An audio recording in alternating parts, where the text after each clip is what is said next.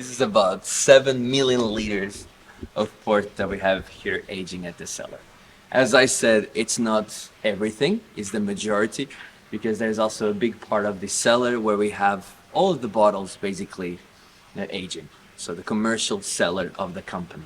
So that is not accessible, but we're going to see one of the cellars, in this case, the private collection of the family, which I'm sure that you're going to love it.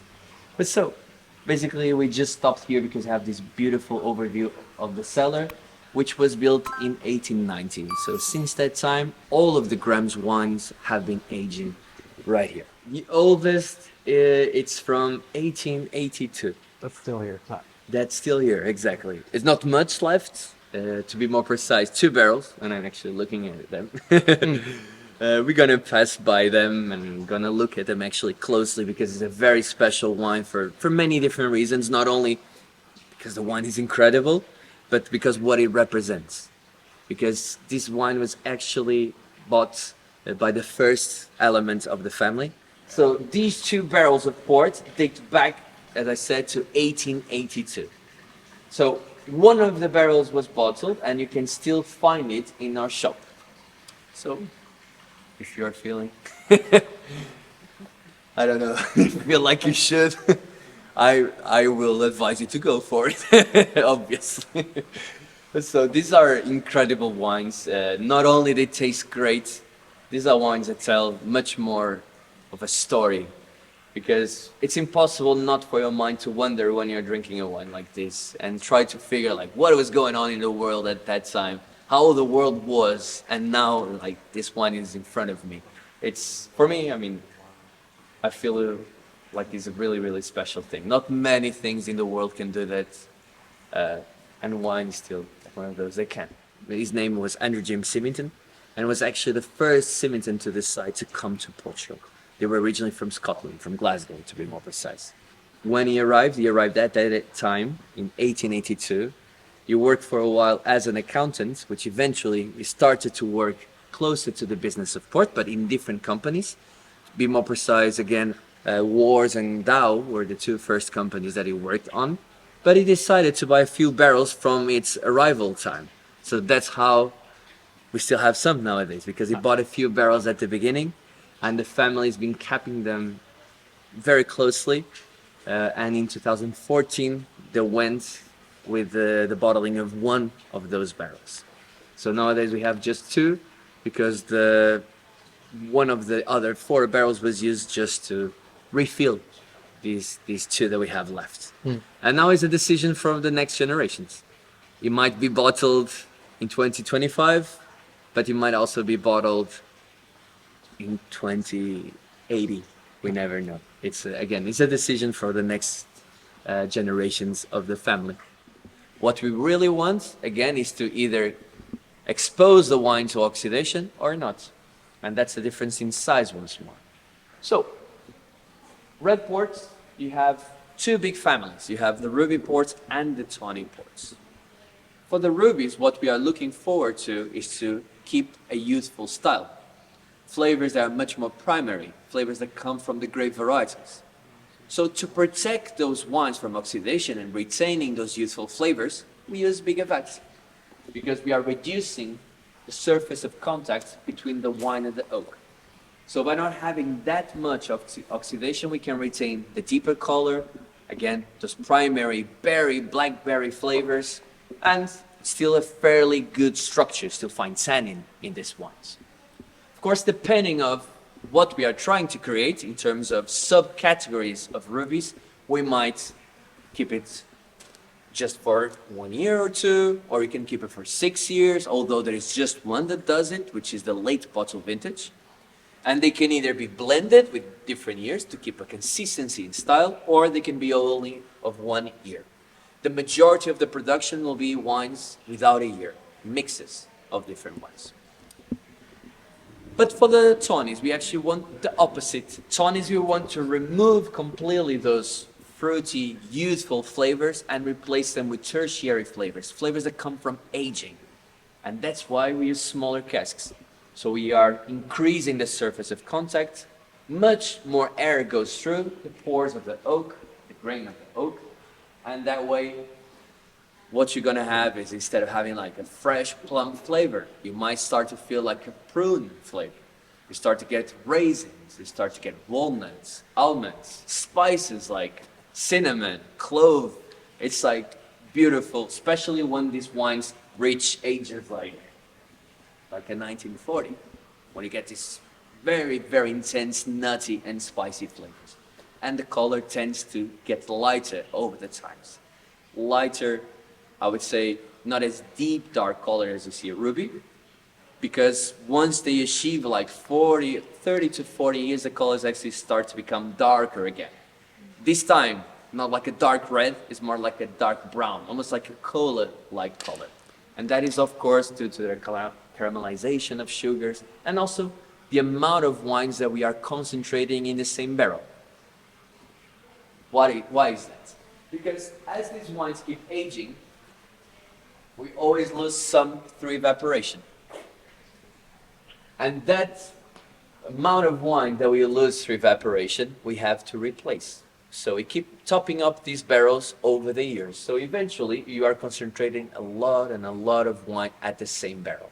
And that naturally will make the color of the wine become darker again. Of course, as I said, it's not a youthful dark. It's much more of an aged, intense, brown, dark color from that. So here we can already see also a few different types of tawny ports. The tawny ports mostly divide into big categories. You have the tawnies of age, that are the ones that indicate the age on a label. They will say 10, 20, 30, 40, and now 50 years old tawny. And those are blends again of different years. What we're trying to show you is the character of that age. So usually it's an average. So we might have a little younger wines, a little bit older wines. Our goal is to match the flavor or to show you the best features that the wine of that age might show you. But sometimes we have wines that we believe they are showing something really, really unique and special, and we don't want to lose that within a blend. So we're going to bottle it separately. In those situations, we can either call it in Portuguese colheita, or you can see it written in English saying single harvest tawny port. We are using the best of the best that was produced in also our best properties in the best years. So those wines, they kind of start their journey as the other rubies. They stay inside of big vats, but in this case for 2 years only. So think about those 2 years almost like a trial. We are seeing if the wines reach the quality, or if they have the quality that we really want them to have to be a vintage port. So if they reach that quality, then we do a sample of the final blend, and we're going to send it to the VDP, the Institute of Lower Wines and Port Wines. So after the wine goes through a lot of blind tastes and analytic tests, and they kind of are sure that the wine is has high quality enough to be a vintage, they then will allow us to bottle. So then we'll have just about 1 year more to bottle everything, and we do that bottling without filtering and clarification. So because of that, we're gonna kind of keep a lot of the aging potential in the wine. All of the other styles of rubies, or the majority of the other styles of rubies, are filtered. So these are wines that don't benefit from extra time in the bottle once they get to you. Vintage is almost solely done with that purpose. So that's why it's only in the best years and it is not filtered at all. So once that the wines are in the bottle, we're then gonna let them rest for many years in our cellars. Of course, a lot of people will tell you exactly the time that you should wait for a vintage port. I think that you should test for yourself, because we never know. We all have different palates, so some of us prefer them a little bit younger, fruitier. Some want to have more tertiary notes, so experience. Try many different ranges of age, and then you make your own decision. So here we already see some very special years. For example, just ahead of us, here, you can see the Graham's 2000 vintage port. So this is actually a very special vintage port to us, because this was the first one that was made using the machines. So almost all the ports before were not done with the machine, but this was the first vintage to be done that way. So it kind of marks the time that we started using this newer system.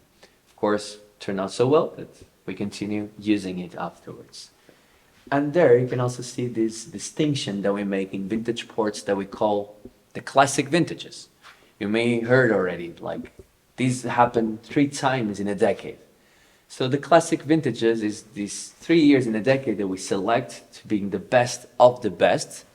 And usually, for example, in the case of grams, what we do is we're gonna get the best resulting wines from those 5 different properties that are attached to it.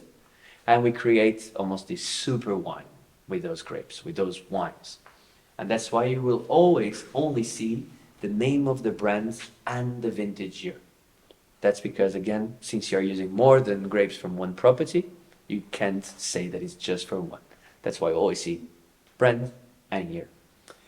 In the years in between, we still have very well located properties that can achieve that quality. In our case here, the main property is Malbec. So in the years in between of those classic vintages, we do what we call the single quinta vintage. And that's what you may see here on the left when it says Malbec. Of course, in the bottle, we'll still say the brand, it will still say grams, Quinta dos Malvedos, vintage ports. Okay. So usually these ones give you sometimes more of a sense of place of the property. And I mean, they're still amazing and incredible wines. It's just saying that in those years, sometimes it's more difficult to find more high quality vintage ports. It's not a general as a classic vintage that you can almost enter into a wine shop blind and you'll always find a great bottle of port from that particular year. 97 was one of the classics. The other two for us were 94 and 91. Okay. Which 94 you'll be able to see it right away here. Very special year. The best of the 90s. A lot of people say. Me included. Really, really great finds.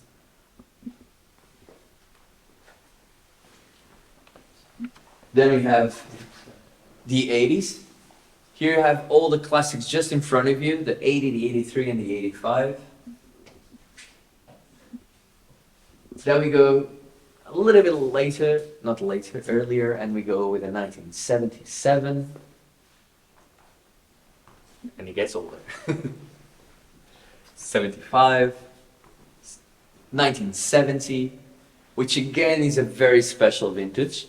1970 is a special vintage, not only because it tastes amazing, and it's really, really good wine, but it was also the first wine of grams that was done by the Symington family. Not first wine, but like the first vintage port, because we bought grams in 1970.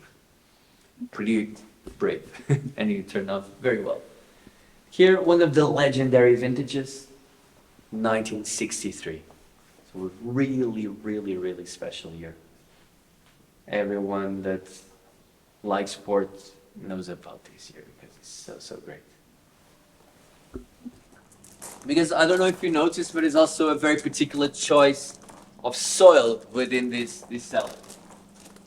In places where we have vats, you always have this white gravel because it stains really easily. So it's very easy to spot leaks on these vats.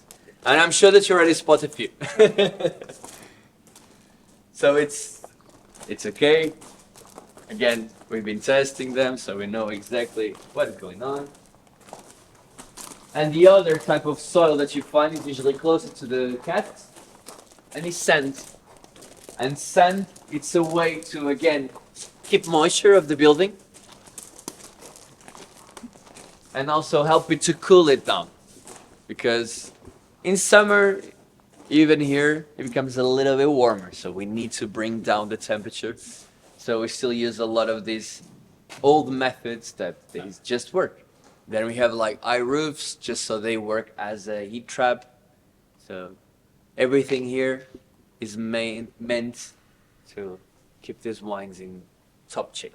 Every single thing that we do has a crucial role in the final product. So the wines aging always here since their beginning also gives a little touch to the style of the wines.